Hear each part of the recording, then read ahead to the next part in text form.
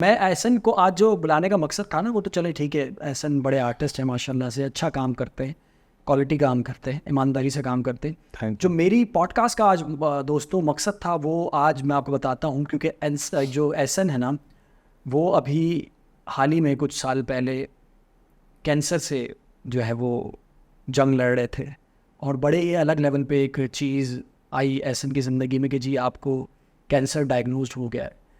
उसकी वजह ये कि अभी हम थोड़ी देर पहले हम बातें कर रहे थे मोटिवेशन की, क्योंकि मैं चाहता हूँ कि जब एक सर्वाइवर ये बात करता है ना, कि जब किसी चीज़ से सफ़र करके उससे सर्वाइव करके आगे आता है, तो उसकी बातों का वज़न एक अलग लेवल पे होता है। क्योंकि वैसे तो बड़ी नफाजी तो कोई भी यूज़ कर सकता है, जी ये नहीं करना चाहिए, वो नहीं करना चाहिए, अरे क्या दिन छोटा कर लेते हो। लेकिन कहते हैं ना, जब आप उसके अंदर होते हो, उस सिचुएशन के अंदर होते हो, और उससे फिर लड़ रहे होते हो, फिर निकल रहे होते हो, काफ़ी सारे फेजेस आते हैं। तो कैंसर ऑब्वियसली कॉमन होता जा रहा है, और आप भी इसकी जद में आए हैं। तो ज़रा बताएंगे क्या हुआ था आपके साथ, अपना अरशद भाई अगर आप बहुत। कंफर्टेबल हैं इसको शेयर करने के लिए। बिल्कुल बिल्कुल, मैं कंफर्टेबल हूँ। आज आने का रीज़न यही था कि मैं थोड़ी सी अपनी ऑडियंस को अवेयरनेस क्रिएट कर सकूँ, इसके वाले से अपनी एक छोटी सी जर्नी है वो बता सकूँ, ताकि कुछ लोग जो मुझे अभी देख रहे हैं उनको लगे कि ज़िंदगी में कभी भी कोई चीज़ दी एंड नहीं होती जब तक अल्लाह ताला ना चाहे। बिल्कुल ऐसा ही। तो ऐसा ही कुछ सिलसिला हुआ। 2021 में मुझे कुछ सिम्टम्स आए, जिसमें मुझे काफ़ी ज़्यादा एक्सेसिव ब्लीडिंग हो रही थी, स्टूल ब्लीडिंग जिसे कहते हैं। तो मैं आई वॉज वेरी शॉक कि यार मुझे क्यों हो रही है ऐसा, मैंने तो कभी इतना कुछ ज़्यादा कुछ बाहर से खाना वाना कुछ इस तरह सिलसिला है नहीं। तो मेरा बेबी भी उस टाइम होने वाला था, फर्स्ट बेबी था आफ्टर 4 इयर्स ऑफ मैरिज में।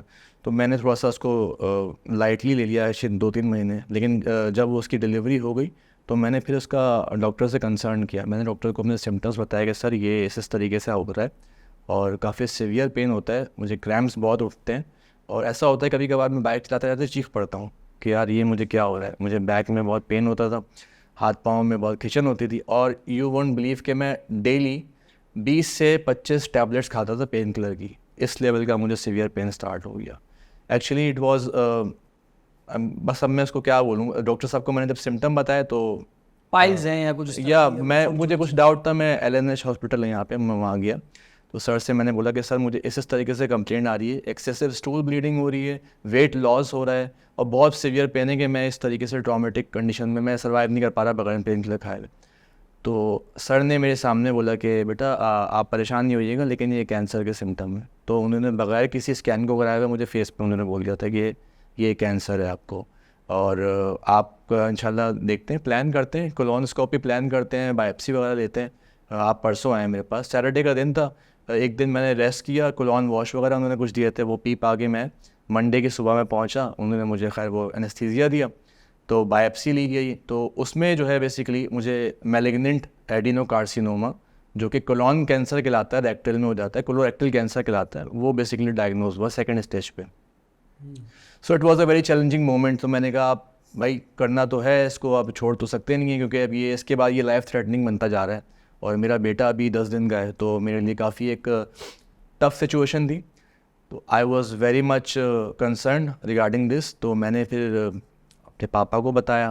तो रियली जेंटलमैन पर्सन, और जितना उनका शुक्र अदा करूं कम है। हिम्मत नहीं आ रही उन्होंने। अमूमन ऐसा होता है कि पेरेंट्स सरेंडर कर देते हैं, यार ये तो कैंसर का नाम सुन के हमारे समझते हैं पता नहीं क्या चीज़ होगी ना। तो मेरे फादर ने मुझे बोला कि जो तुम कर सकते हो ना तुम करो, मैं तुम्हारे साथ चलूँगा, कराऊँगा इंशाल्लाह। हालांकि मैं उस टाइम बहुत वीक होता जा रहा था, मेरी बॉडी सपोर्ट करना छोड़ती जा रही थी मेरा, क्योंकि स्पीड से जो है ना वो वेट लॉस हो रहा था और ब्लड लॉस हो रहा था, और एवरी टाइम मुझे इतना पेन होता था कि मैं I can't just tell you imagine, जिसको हो रहा है उसको ये अंदाज़ा होता है क्या होता है। तो बहरहाल हमने कुछ सर्जन्स को दिखाया। सर्जन्स ने जो बेसिकली उसके हवाले से कुछ टेस्ट वगैरह करवाए, MRIs वगैरह, CT स्कैन्स वगैरह। तब पता लगा कि वो एनल रीजन से 7-8 सेंटीमीटर जो है वो अप हो गया है, और वो काफ़ी एक्सेसिव हो रहा था कि उसने जो करीब के ऑर्गन्स हैं ना उनने उसको जाके जो है ना रीच करना शुरू कर दिया था, जिसमें वो प्रोस्टेट इन्वॉल्व था, कुछ लिम्फ्स नोड्स बन गए थे, ज़रात इधर उधर ट्रांसफ़र हो रहे थे। तो वो काफ़ी एक डेंजरस चीज़ बनती जा रही थी।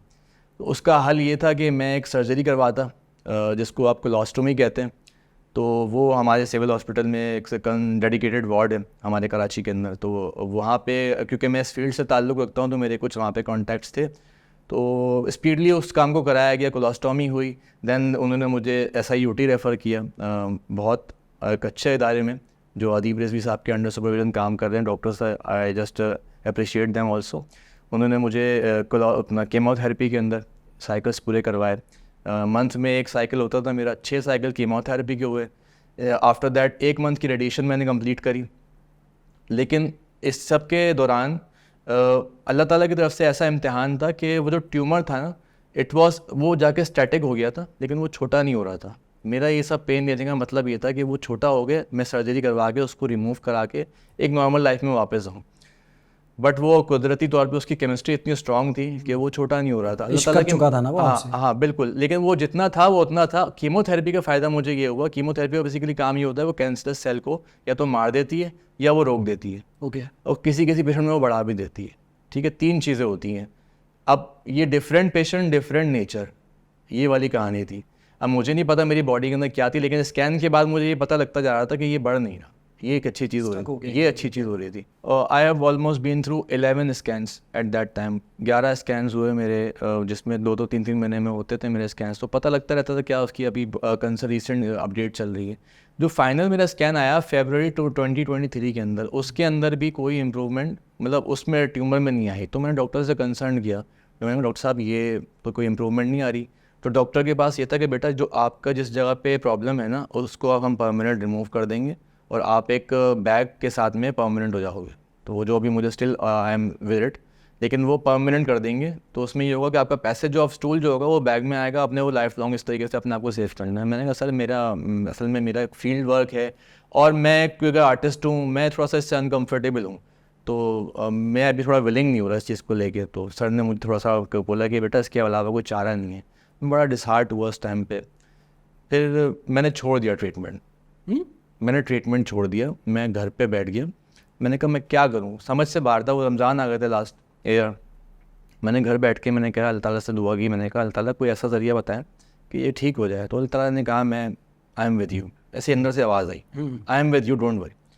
मैंने कुरान पाक जो है ना वो हिफ्ज़ करना शुरू कर दिया। मैंने बैठ के मैंने मोबाइल पे कुरान शरीफ पढ़ना शुरू किया। वो भी उसके लिए वज़ू की ज़रूरत नहीं होती। मेरे साथ एक ऐसी प्रॉब्लम थी, मुझे वज़ू करके मैं किताब हाथ में लेता, वो एक प्रॉब्लम अटैच थी। तो मैंने कुरान शरीफ को हिफ्ज़ करना शुरू किया। सूरह मुल्क से स्टार्ट की लास्ट ईयर रमज़ान में। सूरह मुल्क, सूरह रहमान, सूरह मुज़म्मिल, सूरह यासीन और डिफरेंट इस तरीके से बड़ी बड़ी सूरतें मैंने याद करी और उसको मायने में समझा मैंने ना। क्योंकि सूरह रहमान कहते हैं कि वो treatment of all kind of this kind of disease.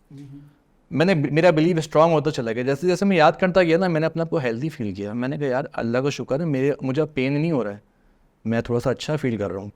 तो 3-4 महीने मैंने कुरान को सिर्फ कुरान पे गौर किया। मैंने कहा मुझे और कुछ नहीं करना। ट्रीटमेंट मैंने करा के देख लिया, वो अभी स्टैटिक हो गया, वो छिड़ना मुझे समझ में नहीं आ रहा मुझे। मैंने कुरान शरीफ से अपना इलाज किया।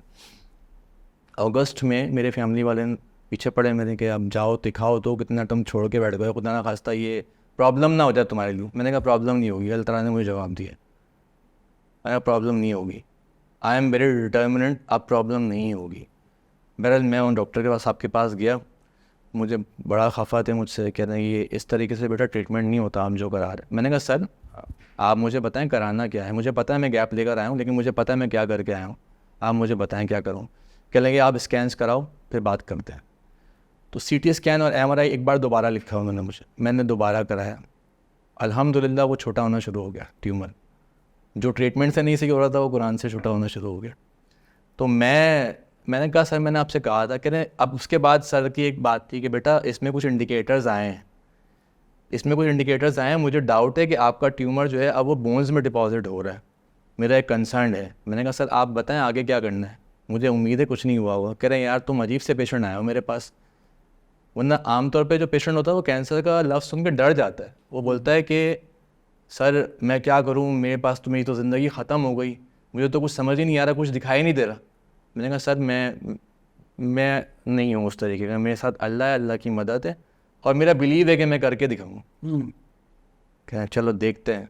कह लेंगे यार तुम ऐसी मिसाल बात कर रहे हो जैसे एक कबूतर के सामने एक बिल्ली को, अपना बिल्ली के सामने कबूतर रख दो, कबूतर अपनी आंखें बंद कर ले, तो क्या बिल्ली कबूतर को नहीं खाएगी? तो मैंने उनसे जुगत मारी। मैंने कहा सर मैं कबूतर को बेहोश करना जानता हूँ और बिल्ली को बेहोश करना जानता हूँ। तो ही वॉज़ वेरी अमेज्ड कि यार ये अजीब सा पेशेंट आ गया मेरे पास, कुछ समझ से बाहर है। मैंने कहा सर आप मुझे बताएं क्या करना है। कह रहे हैं ये अब एक पेट CT स्कैन आता है, वो एडवांस CT स्कैन होता है, वो कुछ ही इधर कराची में कुछ ही जगहों पे होता है। JPMC में एटॉमिक एनर्जी सेंटर के करीब में कुछ है, वहाँ पे एक डेडिकेटेड प्लांट है और एक बोन स्कैन मुझे उन्होंने लिख के दिया।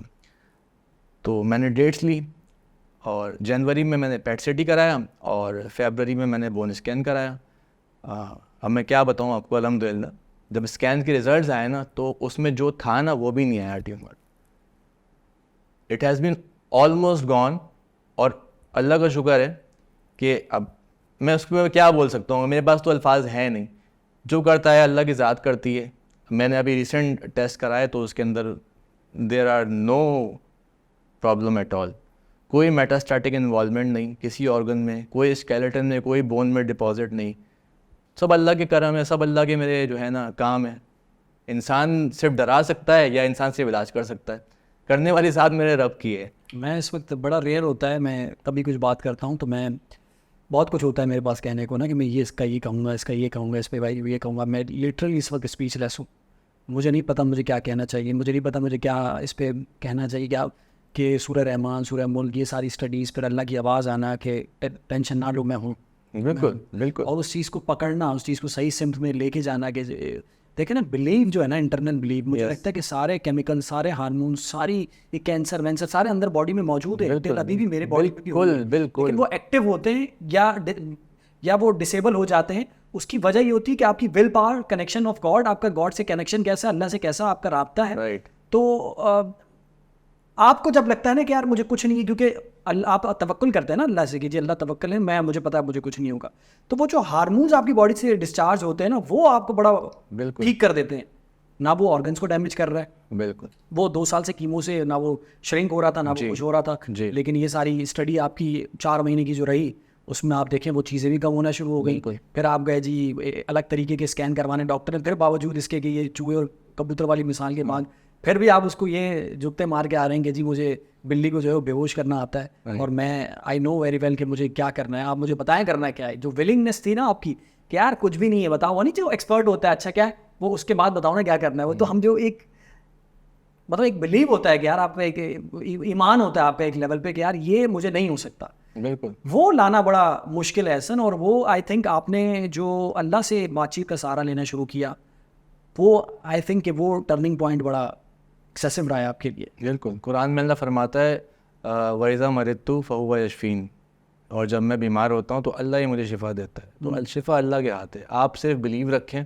लेकिन 10% मसले जो होते हैं ना इंसान के साथ, वो एक्चुअली होते हैं, ठीक है। 90% इंसान उसको खुद पे सवाल करता है कि यार ये है मेरे साथ में। मसला सिर्फ 10% होता है, 90% उस पर बॉडी रिएक्ट कर रही होती है कि यार ये बन रहा है, ये बन रहा है, अब ये बन रहा है, होता नहीं है। आपका जो इनर होता है ना वो सबसे ज़्यादा स्ट्रांग होता है, और उससे आप मदद लें, इंशाल्लाह अल्लाह कैसे आपकी हेल्प नहीं करेगा। देखिए ना, मिसाल बैठे ना हमारे सामने ऐसे, किस तरह इन्होंने कैंसर से जंग लड़ी, किस तरह माशाल्लाह से आपने चीज़ें हिफ्स करना शुरू कर दिया भाई।